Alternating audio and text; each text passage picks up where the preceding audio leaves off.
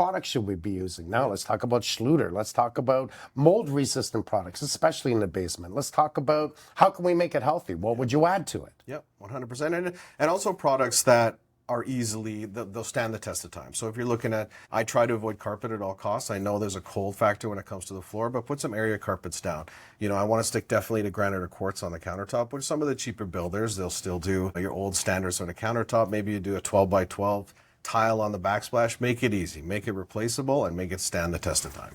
Vinyl's great for the basement, isn't it? Yes, it's the best one. Especially with the cork on the bottom. Absolutely. Why? The cork on the bottom gives that thermal break and stops that hot and cold mixing from the floor to in the air and stops all condensation. You're right, and hard to scratch, easy to clean. Right. That's what you want. Right. Simple, inexpensive. Yeah, inexpensive. I mean, I used to tell everyone, use carpet. I know I did, because carpet, it literally, it breathed with the concrete and it keeps your feet warm. And I'm still a recommender. We have a lot of clients, if it's their own personal basement, it's not a legal secondary suite, I'll always tell them, be like, carpet is king if you're worried about, right? If you, none of the other sort of cork underlays or anything like that are going to have the same effect. So if that's your biggest point that you want to do within your basement, then do carpet. And it's inexpensive and you can change it in the future. Absolutely, yeah. It's just you don't want to change it after every tenant. That could get a little expensive if you do with the legal suite itself. Which makes sense. Spend your money on the hardscape. The soft stuff is quite simple. Right? Don't focus on, oh, I love these cabinets. Yes. Don't. Focus on what you need. You know, making sure it's fire rated, making sure it's safe, making sure it's healthy, making sure it makes sense. You know, WhisperAir Repair. I actually love WhisperAir Repair. Actually, yeah, I actually have one in my bedroom. So what's the wattage that it runs consistently? I think it's 1 watt, isn't it? 4 watts. 4 watts, okay. Yeah. So 4 watts continuous power. It works on Nano X technology.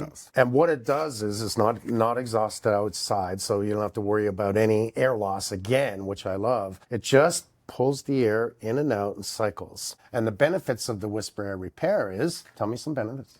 The benefits, so for the construction side of things? Anything. Anything. So the biggest one for Calgary, the benefit for the WhisperAir, and what we've heard from a lot of people, is we are having forest fires. That is a problem within Alberta. It's coming from BC, it's coming from Washington, it's coming from Alberta as well. People will now sleep in their basements because it's the only part of the house with the clean air. It's quite amazing to see. People are really enjoying it. Well, that's the wonderful thing is, one, it literally kills smells. Yeah. So take it right off your bed, right off your clothes, right off the carpet, your furniture. It constantly cleans bad smells. Yeah. So just that health aspect, never mind the one thing you said, is from these fires, you stay in the basement, you now really have fresh air. Yeah. Because here's the problem with fires, and there's something I have to say to people out there. I'm a big advocate of ERVs. Very big. But if you got an ERV running in an area that's burning, what it's doing is you got to turn it off, because it's pulling all that smoke in. Yeah. The idea is to exhaust all the stale air in your home and pull in fresh air.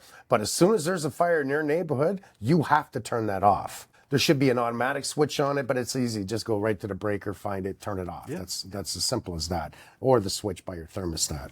But these are things that I think we can teach people along the way.